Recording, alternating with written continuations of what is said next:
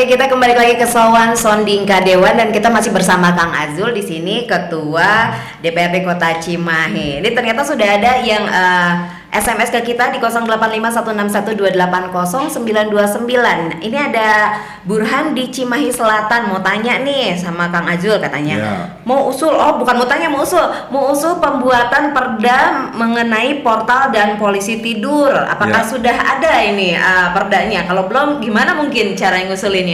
Ya, ya tadi Perda pun harus ada kajian terlebih dahulu. Gitu ya.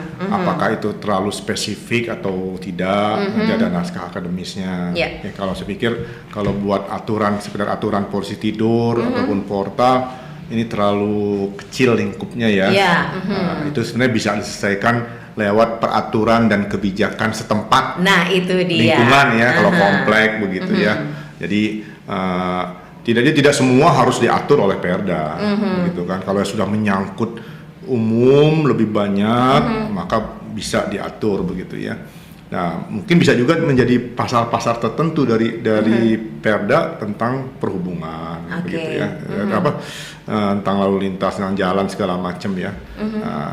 Detailnya nanti bisa kita lihat apakah sudah ada yang mengatur atau belum, begitu ya. Karena kan Perdanya ratusan ya, saya juga nggak hafal secara rinci begitu. Jadi apa nih yang harus dilakukan oleh? Ya sebagai usulan sih kita tampung, nanti kita kaji ya, di komisi terkait. Apakah ini sudah? Kalau belum, apakah itu bisa menjadi satu produk Perda atau bagian dari pasal-pasal di Perda, begitu ya. Boleh, Kang Burhan, nggak usah khawatir, udah langsung dicatat nih sama asistennya Kang Azul di sini ya. Jadi kalau misalnya buat sahabat lima waktu ataupun good listener yang pengen punya unek-unek nih, saya udah ikutin reses tapi belum didengar juga, mumpung ada ketuanya di sini, boleh langsung aja di WhatsApp di 085161280929. Kita masuk lagi ke materi ya, Kang Azul. Ini kalau misalnya kita melihat perjalanan 2021 Cimahi, wah banyak pembangunan yang keren-keren nih, kayaknya masih banyak pembangunan kayak flyover gitu kan ya, underpass, kemudian juga ada mall pelayanan publik yang mungkin memang belum juga bisa dinikmati, tapi ini adalah pembangunan yang cukup menunjukkan suatu kemajuan untuk Kota Cimahi. Nah, untuk DPRD Kota sendiri, ini dukungan apa sih kalau misalnya di bidang anggaran dalam hal pembangunan di Kota Cimahi? Ada dukungannya nggak? Ya pasti dong, karena salah satu tugas pokok kita adalah di budgeting. Jadi dalam pembahasan APBD ya yang diusul atau yang disusun oleh pemerintah kota ya kita bahas dan segala macam ya. Tapi semuanya pasti berdasarkan RPJMD ya, rencana pembangunan jangka menengah daerahnya yang disusun secara periodik sesuai dengan masa jabatan kepala daerah begitu ya. Nah, di tahun 2021 secara anggaran APBD Kota Cimahi itu memang puncaknya tuh. Kita dapat waktu di Murni ya, di APBD 2021 di Murni itu tercatat kita hampir 2 triliun. Jadi 1,981. 1,981 miliar gitu ya. Jadi hampir 2 triliun. Nah, itu tadi memang banyak ya bantuan dari pusat maupun provinsi yang gede-gede begitu ya. Nah, di antara tadi yang Teh Christine sampaikan, pertama underpass Sriwijaya yang insya Allah sebentar lagi bisa kita nikmati. Bulan ini katanya apa ya? Bulan ini. Ya. Ini sebenarnya program 2021. Harusnya selesainya akhir 2021. Ya nggak tahu molorin kenapa begitu ya, itu teknis lah. Gak apa-apa, yang penting kualitas bagus ya Pak. Yang penting kualitas bagus gitu ya. Itu lumayan itu ya, sampai sekitar dana yang diserap ke sana itu sekitar buat underpass ya 105 miliar. 105 miliar. Ya, sumbernya dari bantuan ya, dari bantuan provinsi. Kemudian jembatan ya, flyover tol di Lui Gajah itu jadi double track ya. Nah, itu ya mudah-mudahan bisa menyelesaikan dan sudah diresmikan sama gubernur di Januari yang lalu ya, dipakai Januari karena pekerjaannya Desember sudah selesai, jadi baru sempat diresmikan secara resmi di Januari 2022 oleh gubernur. dan itu menghabiskan ya flyover itu di sekitar 23-an totalnya, 23 atau 27 ya, 27. 27 miliar. Ya, karena 2 tahap itu. 2 tahap. Ya, 2 tahap, 2 tahun ya. 2 tahun jadi 2020 dan 2021. Total sekitar hampir 27 miliar. Dan sudah terjadi. Kemudian yang besar lagi mall pelayanan publik. Ini sebenarnya sudah program lama begitu ya. Cuma kayaknya strukturnya udah selesai di 2021. Ya tinggal dalemannya tuh ya interiornya dan perlengkapan kantornya mudah-mudahan di tahun 2022 ini bisa kita gunakan. Ada satu proyek besar lagi yang ya mungkin hanjakal gitu ya.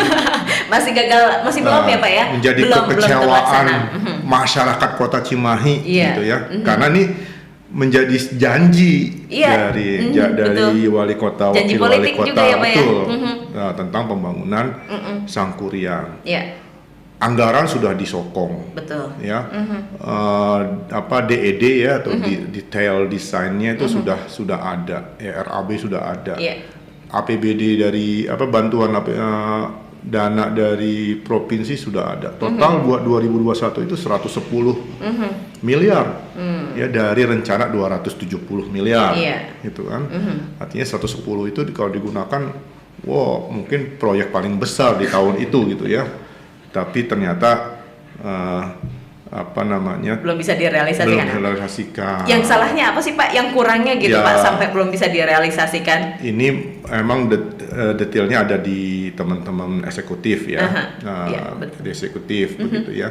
Yang saya dengar ya